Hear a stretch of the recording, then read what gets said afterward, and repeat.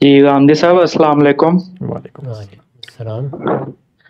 سر میرا سوال نماز سے متعلق تھا۔ قرآن میں جو آتا ہے کہ پیدل چلتے ہوئے اور سواری پر نماز پڑھ لو، تو سر اس کی جو نوعیت ہوگی پڑھنے کی، اس کے بارے میں رہنمائی ذرا فرما دیجیے گا کہ اگر ہم فرض کریں پیدل چل رہے ہیں یا گاڑی یا بائک چلا رہے ہیں ہم، تو وہ سورہ فاتحہ جو پڑھنی ہے اور آیت ملانی ہے، پھر رکوع سجدہ کرنا ہے اور باقی سب کو جو بھی نماز کے اعمال ہیں کرنے ہیں، اس کی ذرا نوعیت سواری پہ اور پیدل چلتے ہوئے بتا دیجیے گا۔ شکریہ اور ضمناً سر یہ بھی بتا دیجیے گا کہ رکوع جماعت کے دوران رکوع میں اگر ہم شامل ہو جاتے ہیں تو وہ کیا ہماری وہ رکعت ہو جاتی ہے یا نہیں؟ بہت شکریہ۔ بہت شکریہ۔ دوسرے سوال کا جواب پہلے دے دیتا ہوں۔ میرے نزدیک آپ کی رکعت ہو جاتی ہے، لیکن اگر اطمینان نہیں ہوتا تو کوئی حرج نہیں، ایک رکعت آپ زائد پڑھ لیں، اللہ تعالیٰ قبول فرمائے گا۔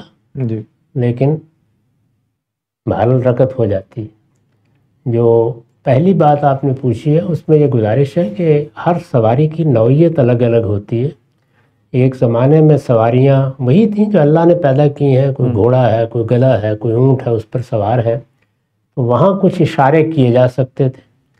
اب اگر آپ مثال کے طور پر گاڑی چلا رہے ہیں تو اس میں بعض اشارے نہیں کیے جا سکتے، تو اس میں اصول یہی ہے کہ جو کچھ پڑھنا ہے وہ آپ پڑھیے، یعنی اذکار میں تو کوئی مسئلہ نہیں ہے، زبان سے ادا کرنے ہیں، اس کا عمل سے تعلق نہیں ہوتا، لیکن اعمال اسی طرح کیے جائیں گے جیسے ممکن ہوں گے۔